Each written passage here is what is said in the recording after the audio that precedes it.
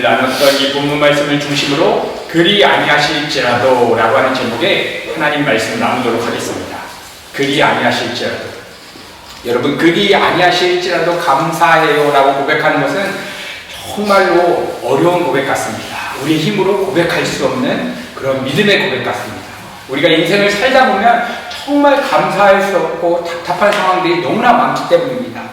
저도 오늘 이 예배를 준비하면서 오는 과정 가운데 점심에 토리노에 어떤 미팅이 있어서 갔다가 점심 식사를 마치고 돌아가는 길에 보니까 차 뒷문이 완전히 박살이 나 있는 것입니다. 유리가 깨져 있고 안에 있는 물건은 또 가져가 있고. 그때 오늘 예배 제목이 그리 아니하실지라도, 뒤에는 제목은 붙이지 않았지만 감사해요인데 감사함이 안 나오는 것입니다. 심장이 떨리고 이거 어떻게 해야 되나부터 시작해서 고속도로를 오는데 창문가에 그 깨진 유리가락이 막 이렇게 스쳐가는 것을 느끼면서 감사할 수 없는 상황들을 또 경험하게 되었습니다.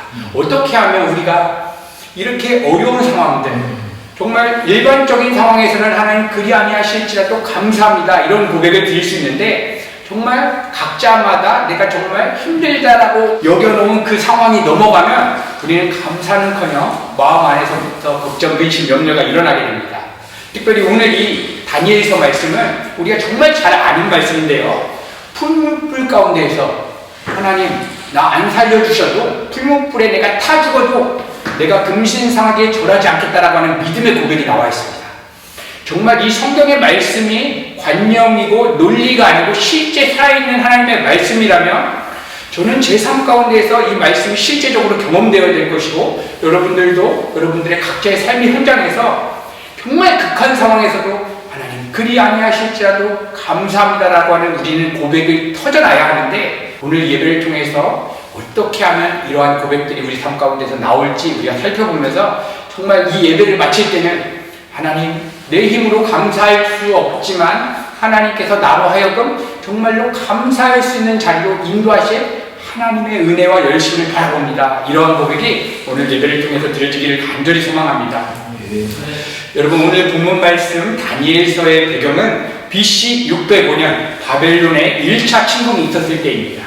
이때는 주로 왕족들과 귀족들이 이제 노예로 잡혀가게 되었는데, 이때 잡혀온 사람들 중에 다니엘과 세 친구, 특별히 바벨론의 느부갓네살 왕은 그냥 영토를 확장시키려고 하는 것뿐만 아니라 바벨론의 정신과 문화를 그 사람들에게 완전히 심어두어서 식민지를 공고히 해서 속국들의 영재들을 뽑아서 바벨론의 문화를 가리키고 바벨론의 학문을 가리키는 그러한 사역들을 했습니다.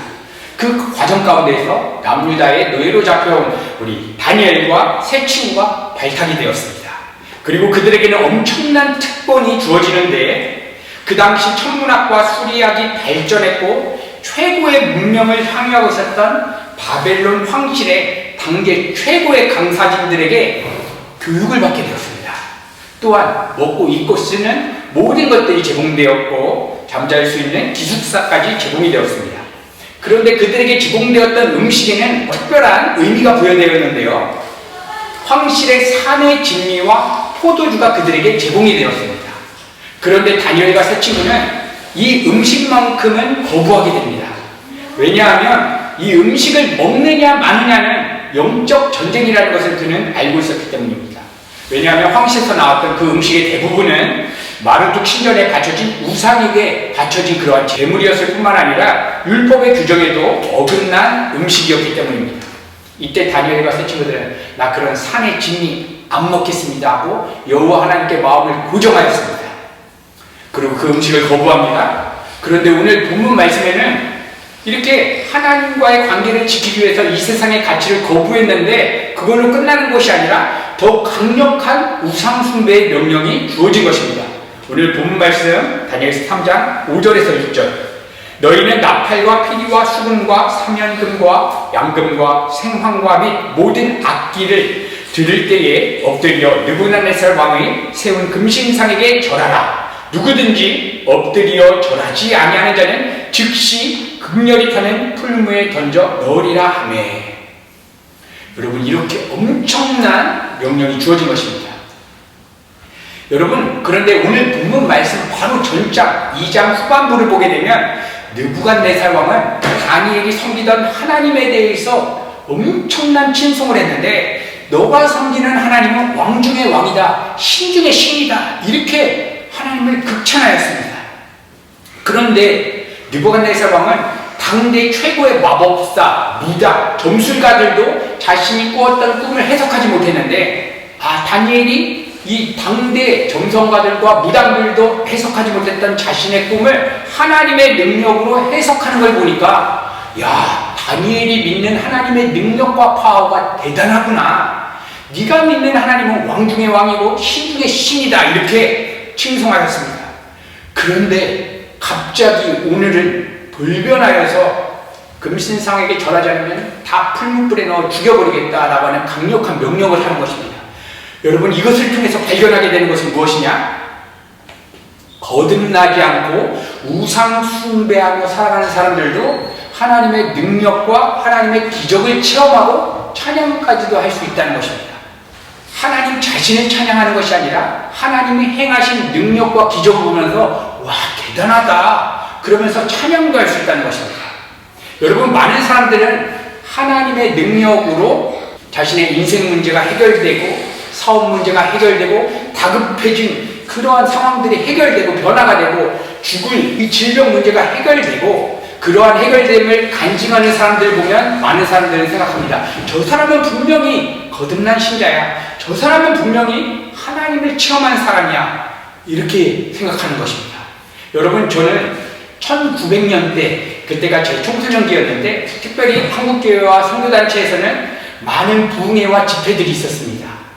특별히 그 시대의 집회와 선교단체의 그런 부흥회를 보게 되면 그 앞에 섰던 인도했던 그 사역자분들이 예수님을 믿기로 결단하는 사람은 이 강대상 앞으로 나오십시오 라고 하는 이러한 초청들이 있었고, 또한 당신이 주의 종으로 살겠다, 목사님이 되겠다, 선교사님이 되겠다 하면 그 자리에서 손을 번쩍 드십시오. 저도 손을 들었었습니다. 저희 친구들도 손을 들었었습니다. 그런데 지금 30대 후반, 40대가 되어서 한국에 들어가서 그렇게 함께 신앙생활했던 지체들의 모습을 보니까 70%는 신앙생활을 하지 않는 것입니다. 그 시대 때 저와 함께 열심히 신앙생활했던 몇 퍼센트, 정말 신앙심이 강하다라고 보였던 몇 명들은 이단에 빠져서 이단 단체의 그러한 삶을 살아가고 있습니다. 분명 하나님이 택한 백성들은 그 인생이 끝나기 전까지 하나님께서 그분의 강력한 주권하에 돌이키실 것입니다. 그러나 가룟 유다처럼 예수님과 3년 동안 동거동락하면서 빵과 떡을 같이 나눠줬습니다. 예수님을 실제로 눈으로 봤습니다. 함께 잠도 자고 함께 이야기도 나누고 함께 인생을 살아갔습니다. 그럼에도 불구하고 거듭나지 않고 영원한 사망으로 가는 그런 사람들이 있다는 것입니다. 여러분, 사탄을 한번 보십시오. 그는 하나님이 산 위로 존재한다는 사실을 이 세상 그 누구보다도 잘 알고 인정하고 있습니다. 하나님께서 이 온 천지 만물을 창조하셨을 뿐만 아니라 하나님께서 보내신 예수 그리스도께서 하나님의 아들이라고 하는 사실도 누구보다도 알고 그는 믿고 있습니다. 인정하고 있습니다. 욥기 말씀을 보면 사탄은 하나님과 천상회의를 같이 하게 되는데 욥을 공격할 것에 대해서, 욥의 질병을 주고 욥의 가정을 다 망가뜨릴 것에 대해서 하나님과 회의를 했던 자입니다. 그러니까 사단은 뭐 도합니까? 내가 행하는 이 세상에서 행하는 모든 악행도 하나님이 허락해야지만 자기가 움직일 수 있다라고 하는 하나님의 주권에 대한 그런 믿음도 있습니다. 여러분, 근데 사단의 가장 치명적인 오류, 그가 구원받고 영원한 생명으로 들어갈 수 없는 가장 치명적인 오류는 무엇입니까? 이 모든 걸 다 알고 인정합니다. 실제로 하나님과 천상에서 회의했습니다. 그런데 그가 못하는 단 한 가지, 하나님만을 사랑하지 못하는 것, 하나님께 순종하지 못하는 것, 하나님 한 분만으로 만족하기 위해서 자신의 인생을 다 올인하는 것, 이것은 그가 원치 않기 때문입니다. 여러분, 이것은 사탄의 가장 큰 속성으로서 지금도 우리 하나님의 백성들도 할 수만 있다면 우리가 하나님 자신께 우리의 온 삶을 올인하는 것이 아니라 하나님의 능력을 통해서 나의 어려워진 인생 문제를 해결하는 그러한 도구로서 사용하도록 우리를 미혹하는 것입니다.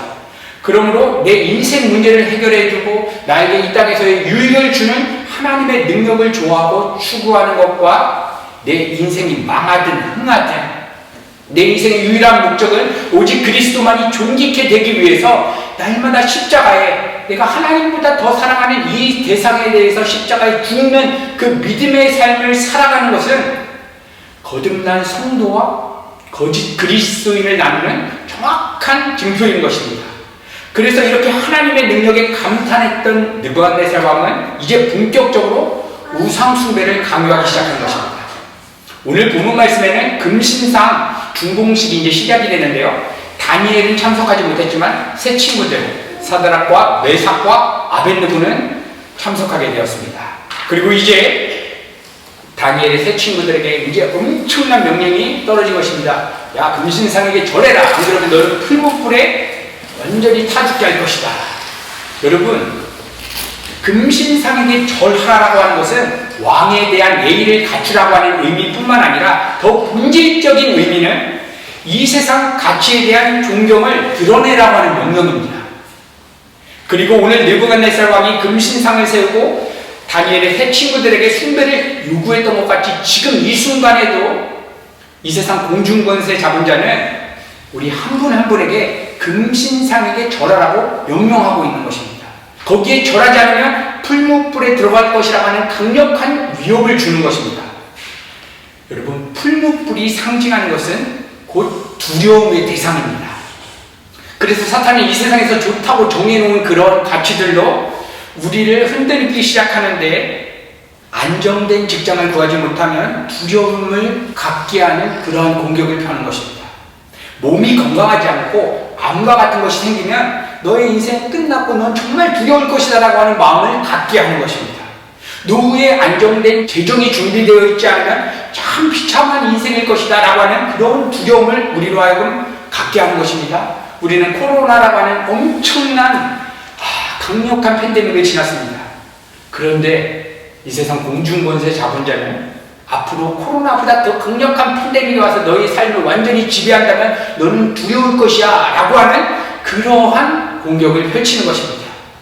그리고 오늘 느부갓네살 왕처럼 하나님의 능력에 대해서 체험했습니다. 하나님에 대해서 알고 그분이 자신이 꾸었던 꿈을 해석하게 하는 능력을 실제로 받습니다. 그런데 진정으로 거듭나지 않았는데 하나님의 능력을 체험했다? 이 사람은 반드시 타인들을 향하여 우상 숭배를 강요하는 삶을 살게 된다는 것입니다. 여러분, 타인들을 향해서, 내 가족을 향해서, 내 아내를 향해서, 남편을 향해서, 자녀들을 향해서 우상 숭배를 강요하는 삶은 무엇이냐? 너 좋은 대학 들어가야지만 성공한 것이다. 너 평생 비정규직으로 살면 너 인생 망한 것이다. 안정된 노후가 보장되어 있지 않으면 정말 비참한 것이다. 너 이렇게 이 세상에 가치가 없이 이 땅에서 어떻게 살아갈 것이냐. 이렇게 우리가 메시지를 던지는 것, 이 세상의 가치에 많고 적음으로 타인들로 하여금 안정감을 갖게 하거나 반대로 두려움을 갖게 하는 것이 바로 타인들을 향해서 우상 숭배를 강요하는 것입니다. 여러분, 그래서 이 세상 사람들 지금도 직장을 다니고 학교를 다니고 사업을 하고 그 궁극적인 이유와 목적이 무엇입니까? 이 세상 사람들이 다 합의해서 좋다고 정해놓은 가치, 돈, 명예, 인기 이런 것들을 갖지 못하면 나는 풀무불 속에 들어갈 것이다 라고 하는 막연한 두려움 때문에 정신없이 내가 정말 좋아하는 것이 무엇인지도 모르면서 그냥 살아가는 것입니다. 여러분, 이 이탈리아 땅 가운데 수많은 사람들이 유학을 옵니다. 정말 자기가 원하는 꿈을 가지고 왔다라고 생각을 할 수 있으나 정말 돌아보면 그냥 사람들이 살아가는 그 방식에 끌려서 오는 사람들이 대부분입니다. 내가 정말 노래를 좋아하는가? 내가 정말 미술을 좋아하는가? 하나님이 이것을 할 때 나를 정말 기쁘게 창조하셨는가? 관심도 없이 그냥 이렇게 하면 대학을 이렇게 가는구나. 대학 갔다가 바로 직장을 못 가니까 그냥 유학이라도 가야 되겠다 하면서 어떻게 말 못하는 우상에 끌려가는 그러한 삶을 사는 것입니다. 여러분, 이 세상 사람들, 우리 모두는 적극적인 요소로는 내가 마음을 주는 대상, 소극적인 요소로는 내가 마음이 사로잡히는 대상이 누구냐에 따라 내 생각과 마음과 행동을 지배하는 주인, 통치자가 결정이 됩니다. 만약 나의 마음 안에서 나를 기쁘게 하고 나를 숨쉬게 하고 나를 만족해 하고 나라고 하는 존재감, 내 존재감은 이거야 라고 하는 근거가 하나님이 아니라 다른 대상이 있다면, 나의 캐리어가 있거나 나의 재정이 있거나 나의 인기가 있다면 여러분 그것은 나의 우상인 것입니다. 여러분 그래서 우리가 하나님 한 분만을 경외하고 하나님 한 분만을 두려움의 대상으로 놓지 못하고 이 세상의 가치에 많고 적음에 따라 두려웠다가 살짝 안정감 가졌다가 두려웠다가 안정감 가졌다가 이렇게 살아가는 것은 우상에게 끌려가는 삶인 것입니다. 여러분 21세기에 C.S. 루이스라고 불리는 팀켈러 목사님이 쓰신 내가 만든 신이라고 하는 책을 보게 되면 우상 숭배에 대해서 이렇게 정의합니다. 우상 숭배는 무엇인가? 무엇이든 당신에게 하나님보다 더 중요한 것이다. 우상 숭배란 무엇인가? 무엇이든 하나님보다 더 크게 당신의 마음과 생각을 차지하는 것이다. 이 자리에 자녀가 있다면 우상이라는 것입니다. 이 자리에 내 미래, 내 꿈, 안정된 재정, 그 우상이라는 것입니다. 여러분 그래서 내 마음의 왕의 자리에 오늘 들어왔던 것들을 이 예배 자리 가운데서 완전히 깨부시고 우리는 돌아가야 되는 그러한 하나님께서 시간을 주시는 것입니다. 만약에 그렇지 않고 내 마음에 하나님보다 더 소중하게 생기는 우상들이 들어왔다. 이것을 더 얻기 위해서 하나님의 능력과 하나님의 은혜를 구하게 된다면 이것은 우리와 하나님과의 관계는 마치 이스라엘 백성들이 금송아지 우상을 만들어 하나님이라고 섬겼던 것처럼 내가 상상 속에서 나의 유익을 주는 하나님을 내가 만들어내는 것입니다. 그리고 섬기는 것입니다. 하나님은 내가 하나님보다 더 사랑하는 이러한 가치들을 나에게 주실 수 있는 그러한 능력의 하나님입니다. 내가 하나님보다 재정과 내 안정된 미래를 더 사랑하는데 하나님은 이거 주실 수 있는 능력의 하나님입니다. 이렇게 내가 하나님을 만들어내는 것입니다. 사도 바울은 이 우상 숭배의 실체에 대해서 탐심이라고 정의했습니다. 탐심. 하나님 이외에 내가 갈망하는 것, 하나님 이외에 내가 더 소원하는 것, 하나님 위에 내가 더 탐내하는 마음의 상태, 어떤 것을 실제로 우리가 취하지 않은 그 마음의 상태, 이게 탐심이고 이게 우상숭배라는 것입니다. 이것 때문에 나는 정말 내 인생에 살맛이 난다. 정말 나는 이것 때문에 행복하다. 나는 정말 이것 때문에 가치 있는 것 같아. 여러분 이것이 우리의 우상숭배의 실체인 것이고 이 세상 공중권세 잡은 사단은 지금도 이러한 것들로 우리에게 거기 앞에서 절하라고 이야기하는 것입니다. 절하는 게 무엇입니까? 두려워하고 걱정하고 염려하는 것입니다. 그런데 오늘 사드락과 메삭과 아벳노고는 풀무불이라고 하는 죽음의 위기에 타협하지 아니하고 놀라운 믿음의 고백을 선포합니다. 다니엘서 3장 17절에서 18절 우리 같이 한번 이 말씀 나누도록 하겠습니다. 시작. 왕이여 우리가 섬기는 하나님이 계신다면 우리를 맹렬히 타는 풍물불 가운데서 능히 건져내시겠고 왕의 손에서도 건져내시리이다. 그리 아니하실지라도 왕이여 우리가 왕의 신들을 섬기지도 아니하고 왕을 세우신 금신상에게 절하지도 아니할 줄을 아옵소서. 아멘. 여러분 오늘 예배를 마칠 때 우리가 이러한 고백이 우리 성도님들 한 분 한 분의 내면 깊은 곳 가운데서 터져나기를 간절히 소망합니다. 여러분 결국 금신상에게 절하지 않고 풀무불에 들어가는데 이 다니엘과 세 친구가 풀무불에 들어갈 때 데리고 가는 사람들이 있었지 않겠습니까? 데리고 가는 사람들은 그 엄청난 풀무불의 영향력에 그치 타 죽었습니다. 근데 다니엘과 세 친구 풀무불에 들어갔는데 머리털 하나 상하지도 않고 나오게 되었다는 것입니다. 하나님의 강력한 보호하심. 여러분 그런데 하나님의 보호하심의 본질적인 의미는 풀무불에 들어가서 머리털 하나 상하지 않고 안전하게 나온 것이 본질이 아닙니다. 왜 그렇습니까? 우리가 성경을 보게 되면 사도들과 초대교회 수많은 성도들이 이 세상 왕, 이 세상 임금과 타협하지 않기 위해서 목숨을 걸었는데 어떻게 됐습니까? 사자마비되었습니다. 엄청난 수치와 모멸 속에서 죽었고 그 그리스 신화의 그 저속한 음란한 행위를 사람들 앞에서 행하게 했고 부모와 자녀가 근친상간을 하는 그런 연극을 하게 하는 그런 엄청난 수치 하나님이 막아주지 않았습니다.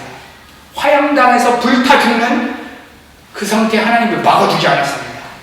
3대 사대자가 카테콤에 들어가서 키가 고대 문헌을 보면 120cm, 130cm도 안 되는 3대 4대자가 그렇게 인생을 살았습니다.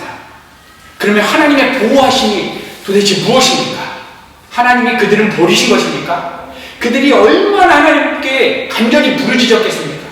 하나님, 제가 죽는 건 괜찮은데 내 앞에서 우리 자녀가 타죽는 것은 저는 절대로 볼 수가 없습니다. 이때 초대교회 성도들이 얼마나 하나님이 정말 살아계시냐, 어떻게 해야 되냐 고민했겠습니까? 그러니까 하나님의 보호하심의 본질적인 의미는 단순히 풀무불에 들어갔는데 머리털 하나 상하지 않고 나왔다? 이것은 아닌 것입니다. 그럼 하나님께서 보호해 주시는 가장 본질적인 의미는 무엇이냐? 이 세상 사람들이 가장 두려워하는 것이 무엇입니까? 죽음입니다. 이 엄청난 죽음 앞에서 두려워하지 않는 것, 엄청난 죽음의 위험 앞에서도 하나님의 평강 가운데에서 이 지금 죽는 순간이 나에게 가장 영광된 순간이라고 믿어지는 그 믿음, 여러분, 이것이 하나님의 보호하심의 가장 본질적인 속성인 것입니다. 여러분, 우리 성도의 죽음은 축복입니다. 이 세상 사람들은 이해할 수가 없습니다. 우리가 화형당해서 죽는 그 순간, 스데반 집사님이 불로 찍혀서 죽는 그 순간이 왜 영광된 순간이냐? 그 죽는 순간 우리의 몸은 호련히 변해서 하나님의 본성에 참여하는 그 영화의 단계에 들어가기 때문입니다. 우리의 구원이 완성돼서 이제는 죄도 없고 눈물도 없고 영원한 그 삼위 하나님의 임재 가운데 살아가는 그 천상 속으로 빨려 들어가기 때문입니다. 그런데 이 묵시의 세계, 이 영혼의 세계를 감지하지도 못하고 소망하지도 않는 사람은 죽음이 그렇게 두려운 것입니다. 여러분, 그래서 정말 죽음의 위험 앞에서도 죽으면 죽으리라고 하는 그 담대함, 이 마음이 하나님의 보호하심입니다. 여러분, 하나님의 작정과 주권 가운데서는 이 땅에 태어나는 사람이 언제 태어날지, 언제 죽을지 다 하나님의 계획과 작정 가운데 있겠습니까? 없겠습니까? 만약에 코로나로 죽었다. 그럼 코로나가 1차적인 원인이 아니라 하나님이 정한 때가 그때였기 때문에 코로나라고 하는 질병을 통해서 하나님 나라로 부르신 것입니다. 그 하나님의 주권과 계획을 안다면 여러분, 이 세상 그 어떤 누구도 우리를 죽일 수도 없고 우리를 해할 수도 없습니다. 하나님이 정한 때에 이러한 방식으로 우리를 하나님의 나라로 데려가실 수는 있으나 하나님의 계획과 작정과 상관없이 죽을 수는 없다는 것입니다. 여러분, 이렇게 육체의 죽음의 위기에서 살게 하실 수도 있고 죽게 하실 수도 있는 것은 하나님의 주권에 달려있는 것입니다. 그런데 우리가 만약 이 풀무불 같은 인생의 위기, 재정 문제, 사업 문제, 이 어려워진 인생 문제에서 그냥 빠져나가는 것을 목적으로 그냥 하나님의 능력과 하나님의 힘만 구한다면 이것은 우리가 하나님을 우상시하는 죄 가운데 있는 모습인 것입니다.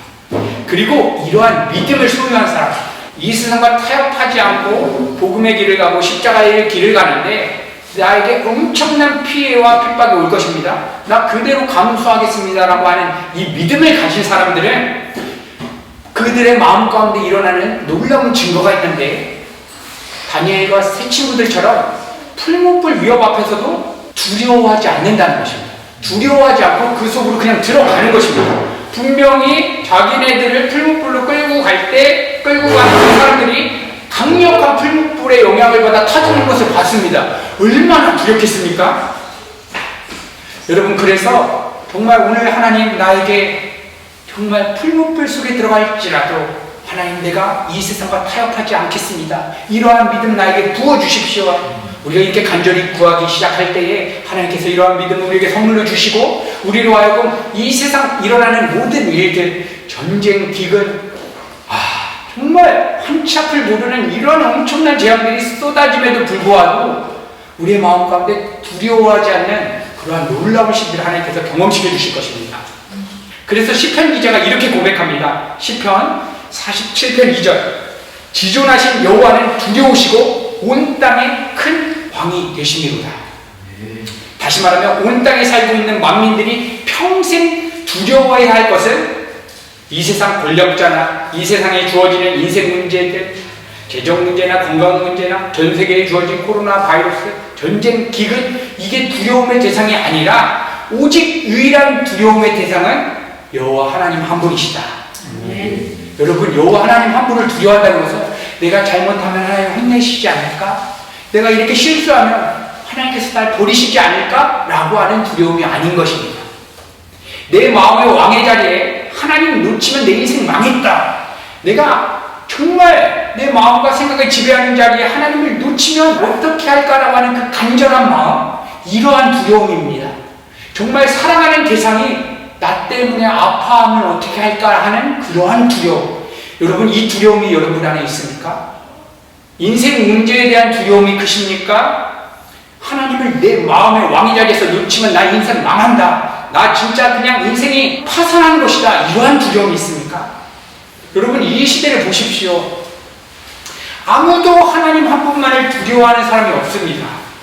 아무도 하나님의 마음이 어떠실까? 오늘 하루 우리 하나님의 마음이 어떠실까? 신경 쓰는 사람이 없습니다.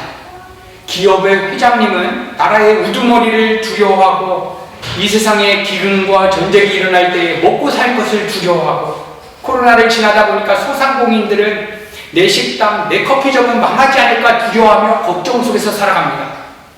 근데 여러분, 이 세상 모든 사람들이 하나님 두려워하는 것이 아니라 이 세상 문제를 두려워하면서 세상의 지배가 되어 살아가니까 하나님께서 창세전에 어떠한 무기를 딱 택하셔서 이 온 천지 만물을 주관하시기로 작정하셨습니다. 그 말씀이 시편 47편 3절과 4절입니다. 여호와께서 만민을 우리에게, 나라들을 우리 발 아래 복종하게 하시며 우리를 위하여 기업을 택하셨나니 곧 사랑하신 야곱의 영화로다. 여러분, 하나님께서 만민을 우리의 발 아래 두시겠다라고 하는데 여기서 우리가 누구입니까? 예수 그리스도를 왕으로 모시며 살아가는 그리스도의 몸된 우리 교회 공동체입니다. 그리고 하나님께서는 이 천지 만물을 당신의 주권으로 경영해 나갈 것인데 어떻게 경영할 것이냐? 하나님 한 분만을 두려워하고 하나님 한 분만을 예배하는 우리 성도님들의 한 분 한 분의 인생을 통로 삼아서 이 온 천지 만물을 주관해 가시겠다는 것입니다. 여러분, 이 세상 사람들은 자신의 창조하신 하나님에 대해서 절대로 관심이 없습니다. 아무도 신경 쓰지 않습니다. 회사를 가고 직장을 갈 때 나는 오직 하나님 한 분만을 경외하면서 갈 것이야. 나는 오직 하나님 한 분만을 두려워하면서 이 회사 일을 할 것이야 하는 사람이 없습니다. 그렇기 때문에 저와 여기 계신 성도님들을 하나님께서 택하셔서 각자의 사업터로, 직장으로, 삶의 현장으로 하나님께서 보내시는 것입니다. 마치 애굽의 요셉을 보내서 노예 생활 가운데 성실하게 살게 하고 강간범이 되어도 하나님이 이 강간범의 상황을 허락하신 하나님의 주권을 인정하며 살았고 총리가 되어서 하나님의 구원의 길을 열었던 것처럼 우리 성도님들 한 분 한 분을 애굽 땅 하나님 없이 살아가는 이 열방 가운데 우리를 곳곳에 보내셔서 우리 성도님들이 한 분 한 분이 하나님을 두려워하고 하나님만을 예배하며 살아갈 때에 하나님의 통치가 여러분들을 통해서 그 회사 가운데, 기업 가운데 펼쳐지게 된다는 것입니다. 내 삶 가운데 주어진 나의 삶의 현장에서 내가 오늘 하나님만을 두려워하는 예배자가 되겠습니다. 여러분, 누가 오늘 이러한 고백 하나님 앞에 드리시겠습니까? 오늘 이렇게 고백하셨으면 좋겠습니다. 하나님, 내 삶의 모든 곳곳에 내가 오직 하나님만을 두려워함으로 풀물불 같은 그러한 망해 보이는 현장에 가더라도 내가 하나님을 예배하고 하나님의 가치관을 따라서 믿음의 길을 간다면 하나님, 내가 그 길 가겠습니다.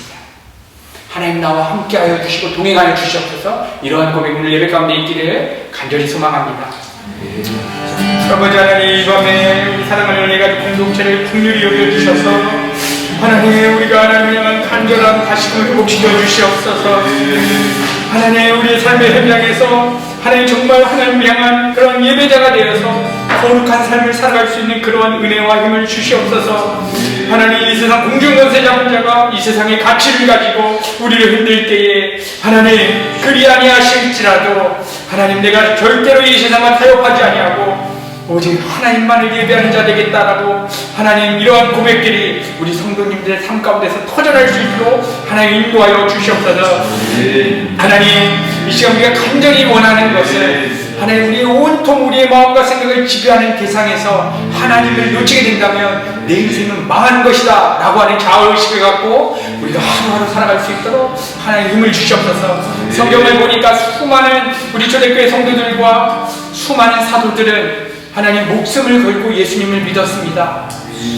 자신의 인생을 다 걸고 예수 아니면 난 죽겠다라고 하는 심정으로 그렇게 신앙생활을 했습니다. 하나님, 21세기를 살아가는 우리들의 모습은 어떠합니까? 이 세상의 풍요와 안락함 가운데에서 하나님을 향해서 우리의 마음을 통해하고 우리의 자아가 깨지고 하나님의 말씀 앞에서 우리가 순종하는 삶, 하나님의 은혜에 매달리는 삶, 너무나 부족한 것인데 하나님, 우리 은혜가족 공동체를 통해서 이 유럽 땅 가운데, 열방 가운데 그러한 부흥의 글씨가 터져나갈 수 있도록 하나님 축복하여 주시옵소서. 예수님의 이름으로 기도드렸습니다.